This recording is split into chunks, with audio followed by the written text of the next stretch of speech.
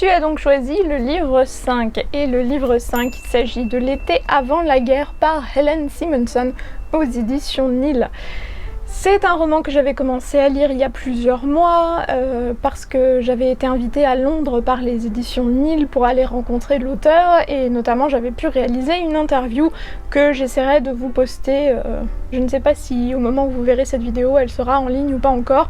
Peut-être que je la mettrai par la suite. En tout cas, j'ai énormément apprécié ce livre. J'ai mis le temps pour le lire parce que c'est quand même une petite brique, mais c'est un livre absolument génialissime. Rapidement, je vais vous parler du livre et ensuite je vous dirai ce que j'en ai pensé. C'est un bouquin qui me fait beaucoup penser à Downton Abbey puisque vous êtes en 1914, en été 1914, sur la côte sud-est de l'Angleterre, dans une petite ville qui s'appelle Rye, qui existe réellement et dont vient l'auteur d'ailleurs. Une jeune fille, donc Béatrice Nash, va arriver sur les lieux puisque c'est la nouvelle institutrice de la petite ville. C'est une jeune fille qui est orpheline puisqu'elle a perdu son père récemment et donc elle doit avoir une vingtaine d'années. Et elle s'est mise dans l'esprit de rester indépendante, de ne pas se marier, de rester vieille fille, mais de se consacrer à son œuvre littéraire, etc. Et donc elle va arriver dans cette petite ville. Alors vous imaginez bien petite bourgade dit qu'en dira-t-on, dit voisin derrière les petits rideaux comme ça, regardez ce qui se passe. Alors en plus de ça, au début du siècle, vous imaginez qu'une jeune fille qui se balade toute seule comme ça et qui veut pas se marier, c'est très bizarre quand même. Et voilà, donc vous allez vous retrouver dans cette petite ville d'Angleterre, cette petite ville côtière d'Angleterre avec toutes ces espèces d'impressions façon Miss Marple, vous voyez, les petits cottages, etc. Et vous allez voir la haute société donc, de cette petite ville de Rye avec ses lords, avec ses aristocrates, voilà. Et là, vous allez penser Downton Abbey tout de suite, quoi. Ces belles maisons, etc. Des personnes qui ont des domestiques, voilà. Et très vite, vous allez voir que dans cette petite ville, alors il n'y a pas beaucoup d'habitants, hein, donc forcément tout le monde se connaît. Vous allez apprendre à connaître un peu les différentes personnes. Et vous allez très vite voir que ça brosse un portrait de la société justement au début du XXe siècle qui est sur le point de changer énormément puisqu'elle va connaître donc des guerres mondiales et qui vont aussi beaucoup changer la façon de se comporter.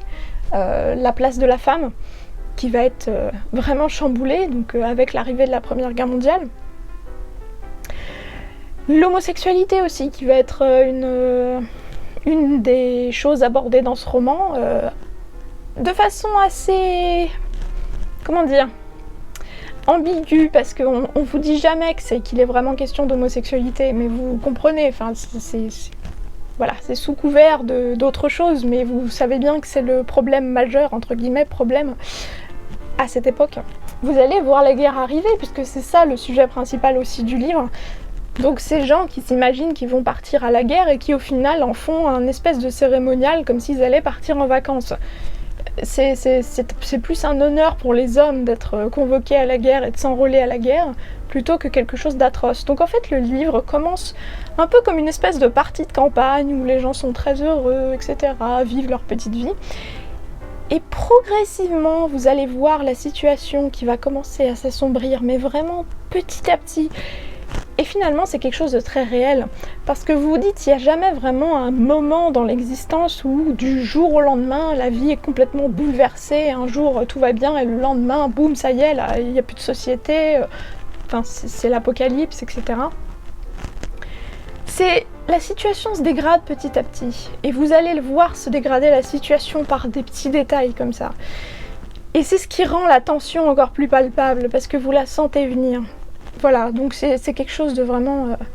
c'est magistralement bien écrit par Helen Simonson, donc Helen Simonson qui était l'auteur de La dernière conquête du Major Pettigrew, donc si j'arrive à vous le montrer, donc voilà, que je n'ai pas lu, mais que je pense que j'essaierai de découvrir très bientôt.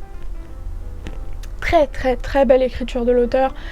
Des références, vraiment, vous voyez, j'ai postité ce bouquin comme une grande fofolle. Les mots me manquent tellement, c'est un très très bon livre. c'est un livre d'ambiance. Voilà. Même s'il se passe beaucoup de choses, malgré tout, il faut se laisser porter. C'est vraiment ça. Si vous voulez vous remettre dans le bain de Downton Abbey, mettez-vous dans ce bouquin-là. Vous attendez pas à une action comme pas possible, etc. Mais vous y voyez en fait. Vous lisez ce bouquin, vous fermez les yeux et vous vous imaginez vraiment dedans, quoi. C'est la série télé. Néanmoins, je peux vous dire qu'à la fin du livre, j'en menais pas large. J'ai pas pleuré. Je pense que maintenant ça va être le petit bilan du livre. Le livre a-t-il réussi à faire pleurer Myriam? Vous le saurez à la fin de cette vidéo. Eh ben non, ce livre n'a pas réussi à me faire pleurer. Malgré tout, je n'en menais pas large parce que je vous assure que ça m'a fendu le cœur. Il y a des belles choses et il y a des choses tragiques qui se passent à la fin de ce bouquin et ça vous laissera pas indifférent. Voilà, donc foncez pour ce bouquin. Vraiment, c'est en grande amatrice de romans historiques que je vous le dis, c'est une pépite. 5 étoiles sur 5 étoiles pour ce bouquin, vraiment c'est... Et je remercie encore Robert Laffont et Neil pour m'avoir permis d'aller à Londres rencontrer l'auteur et pouvoir discuter avec elle parce que voilà, ça a été une formidable expérience. J'ai adoré ce bouquin et je vous le conseille amplement. Voilà. Eh bien j'espère que ce format assez particulier de conseil lecture mystère vous aura plu. Moi je vous remets le lien de la vidéo initiale si vous voulez aller voir les autres livres mystères cachés. Je vous souhaite comme d'habitude de très belles lectures, passer un bon été et je vous donne rendez-vous dans une semaine, donc mercredi prochain pour la prochaine vidéo. Je vous fais de gros bisous et je vous dis à très bientôt. Salut!